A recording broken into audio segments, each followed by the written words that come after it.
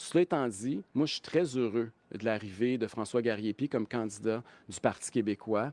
J'ai toujours apprécié François. J'ai travaillé avec lui dans le monde de la radio et je sais que c'est un ardent défenseur du troisième lien qui passe par l'île d'Orléans. Il a déjà dit il y a à peine quelques semaines que c'est le meilleur projet pour Québec de mobilité, le pont autoroutier qui passe par l'île d'Orléans, qui est dans son comté en passant. Et donc, je suis très content. Puis je vous avais dit au début de la campagne, parce que j'ai l'impression qu'elle a commencé depuis quelques semaines, en tout cas dans mon cas, je vous avais dit que d'ici la fin de la campagne, il y aurait d'autres partis qui seraient en faveur du troisième lien. Puis la campagne, elle commence dans 24 heures, puis je remarque que déjà, il y a des partis qui font du chemin.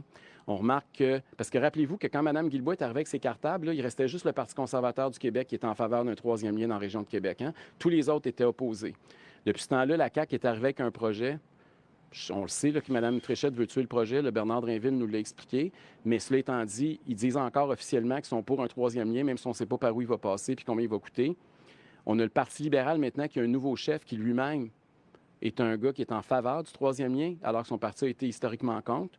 Et là, on a maintenant des candidats péquistes qui sont ouvertement des partisans du projet conservateur de troisième lien. Fait que moi, je trouve là, qu'on évolue dans le bon sens. Je suis très heureux de voir que notre proposition déborde les frontières du Parti conservateur du Québec. Puis j'ai confiance que d'ici au 5 octobre, on va savoir rallier encore beaucoup plus de Québécois derrière notre option parce que c'est le meilleur projet pour Québec. C'est le moins cher, celui qui est fait le plus rapidement et qui est d'un carton du ministère des Transports depuis plus d'un demi-siècle.